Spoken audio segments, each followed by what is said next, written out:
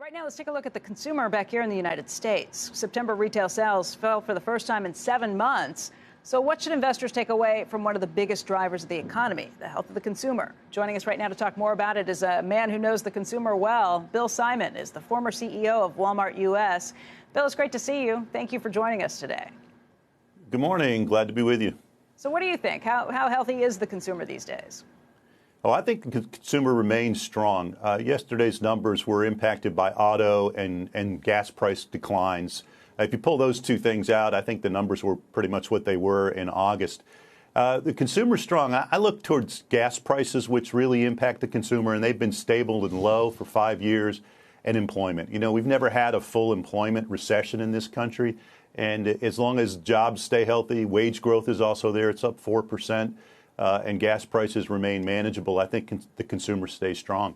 We had an analyst earlier this morning who said he's a little concerned about the potential growth for the stock market from here because the weakness that we've seen in some of the key sectors, CEOs showing some concerns about things. He's afraid that that will bleed over into the labor market and then eventually hurt consumer sentiment, which has been the biggest thing really holding things up in our economy. What would you say to that argument?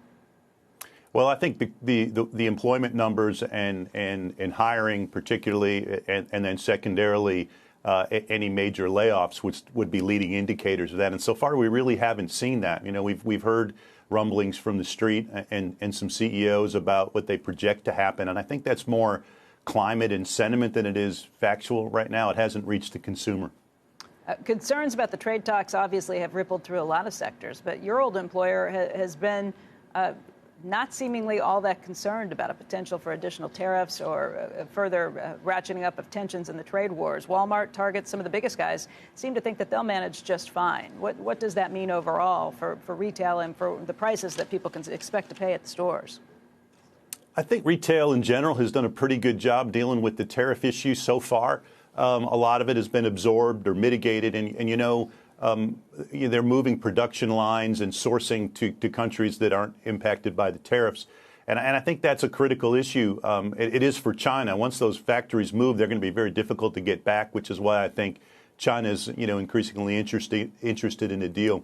The impact, though, ongoing that the companies, retailers are going to be able to have is the tariffs expand would start to be lessened. And so if this goes on for a long time, into next year, it could begin to impact the consumer from a pricing perspective.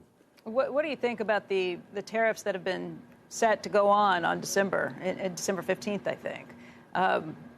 Would that be the straw that broke the camel's back, or how quickly would this stuff really start to roll over? Well, I don't think it impacts the consumer immediately and enormously. It could impact the retailers for a while. Consumers will make a decision, do I buy this or do I buy that? They very rarely actually absorb the costs of a tariff because they're able to make decisions on what it is that they're going to buy and when it is that they're going to buy it. Retailers and manufacturers who have to deal with the tariffs are forced to endure the expense of moving the supply chain or absorbing some of the costs. In the end, market dynamics, supply and demand drive the retail price of the product. And so the consumers don't typically feel a lot about from a tariff. It's just similar to another price increase. They just make decisions on how much they're going to consume and where they're going to buy and what they're going to buy. Big retailers have already made their plans in terms of what they've ordered for the holiday shopping season. Have they ordered lots of inventory? Are they keeping things lighter because they worry about a potential downturn?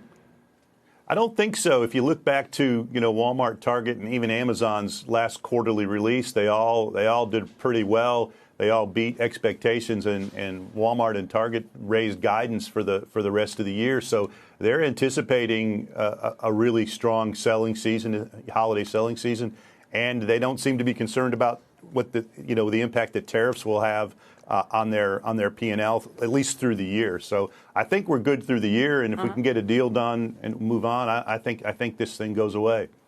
But what about some of the other companies that don't have the same flexibility that some of the giant discounters like a Walmart or a Target have? I think of Best Buy and some of the concerns we'd heard there because everything's electronics and basically everything gets impacted by the tariffs there.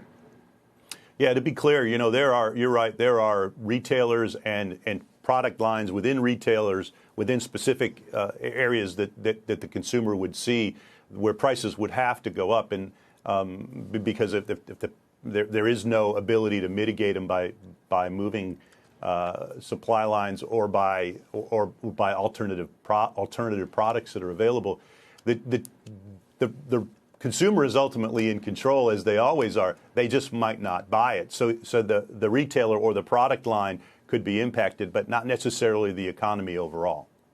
Bill, thanks for joining us. It's good to see you.